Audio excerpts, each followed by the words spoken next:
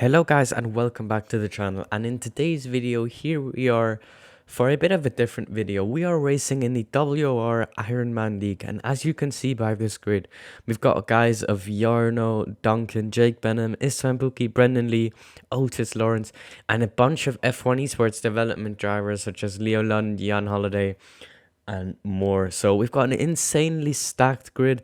I'm racing against multiple F1 Esports champions, and there's no qualifying, so we're starting first. And I got the call up really late for this. I've not done a single lap on the game, nor had my wheelbase on that day, and then I was thrown straight into it. Didn't even know if if anything worked really, as this was my first lap of the day.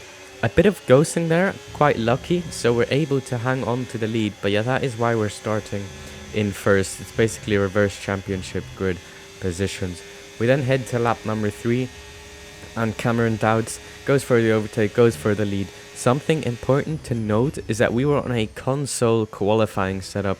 I hadn't done Cota yet, so I didn't have a proper setup. So it was a last minute scramble, and one guy in ETA sent me his console setup, pretty much the only setup I had at the time.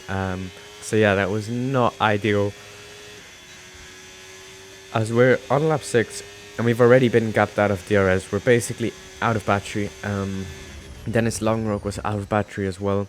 3 laps later, Duncan Hoffland closes up. You can see he actually cuts the curb there at the hairpin, sorry.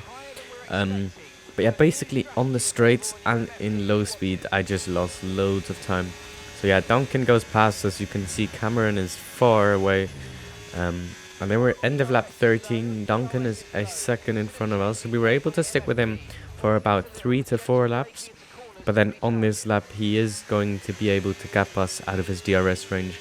And then we were thinking about making our first pit stop. And at the end of lap 15, I thought I was pretty slow the last 2. I was sliding loads, so I decided to pit and basically commit to the 2-stop strategy. I was one of the first guys to pit, and out of the pit lane, the only other guys to pit were the 3 cars behind us. And you can see we actually have a quite nice gap to Leo Lund behind us. He is, I think, second in the championship, or actually first heading into this race. And you can see he's about 6.5 seconds back. And then we're going to close up to Tom Roberts and Gabriel Santos before they make their first pit stop. So they are still out on their old mediums, and we are now on our 3rd lap on the hard tire. We're going to try and get past here, and then keep our clean run going in clean air, trying to catch the train ahead. A few guys still going, and on lap 20, or approaching lap 20 of 56, this does look like it could be a one-stopper, and I didn't know it at the time, but the hard's basically at 1%, maybe a bit more than 1% per lap.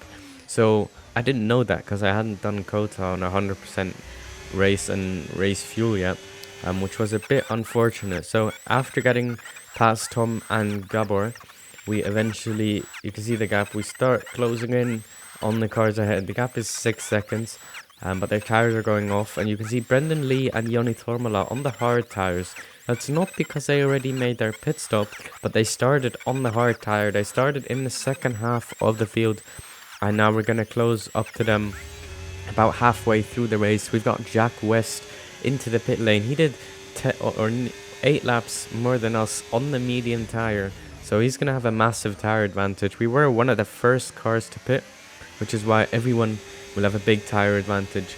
As we go for the move on Joni Tormala, you can see on the top left, we've got Otis Lawrence closing up to us as well. I think he's got a 6-lap tire advantage or something like that. He's absolutely flying this game. We then fly past our teammate with the use of DRS down the main straight, Brendon, Leigh. Absolute legend of the sport, really. Can't really say much else, but yeah, we've got Istvan and Jarno up ahead, and you can see on lap 26 we're gonna go for a move on Istvan Puki, but they are still on the old mediums, so we get past Istvan there quite easily. And then moving on to the main straight, we are gonna get Jarno as well, but they're doing 27 laps on the mediums. I think Istvan pit this lap and Jarno pit on lap 20, or end of lap 28. So he did a monster stint on the mediums, but again, I think he didn't know the hards have that little tire wear. So yeah, Jack West, that's a fast lap, but we are back into the lead of the race. But just a lap later, you can see Otis Lawrence. I didn't even try and fight him, waved him through on the inside pretty much.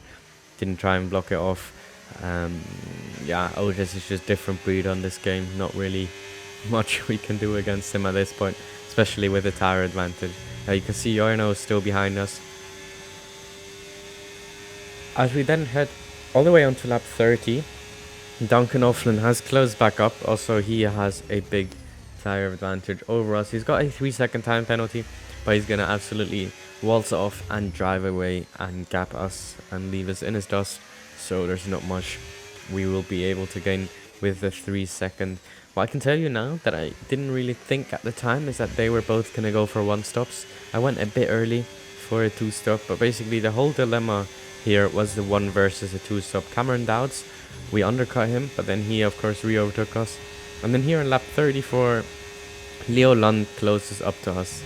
And I was pretty much trying to just chill behind him, maybe save tires. I was gonna pit soon for my next pit stop onto the hard compound. You've got Luca Riposta and Jack West coming up behind us, but Riposta already had a 3-second time penalty and he pit after us, so I wasn't too worried about him. But Jack West had pretty fresh tires. But anyway, end of lap 34, I thought about pitting end of lap 35 or 36, but we're gonna have Leo into the pit lane here, and in hindsight I should have followed him, as we're about to see here.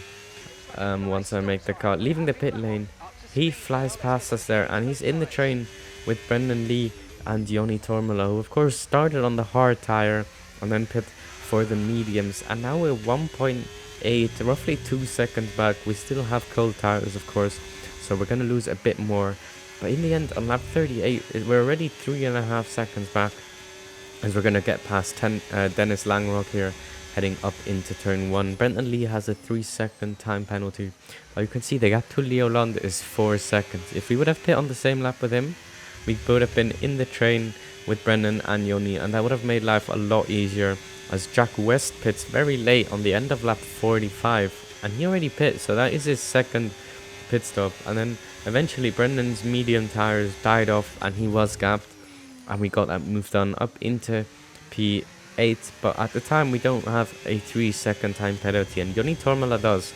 And what I also know is that Istvan Pukki in the train ahead has a 9-second time penalty. And you can see now on the last lap, moving 10 laps further forward, we got Jarno and Istvan that have slightly gapped Leo and Joni. Joni's just hanging on for dear life. His tires are dead. My tires are not great either. We've got Jack West behind us though. He's got like 11 lap fresher tires than us. We're able to hang on, but we can see in front we've got 3 people, I believe, Luca, Joni and Istvan Pukki with time penalties. So across the line, we're gonna come home in P6 in our Ironman debut, which is a really solid job against this grid. I mean, Otis wins the race, not on track but on penalties. Duncan won it on track but had a penalty. GG's Cameron for finishing second, and then it's Opmeer, Leo, Istvan, no, is it Istvan?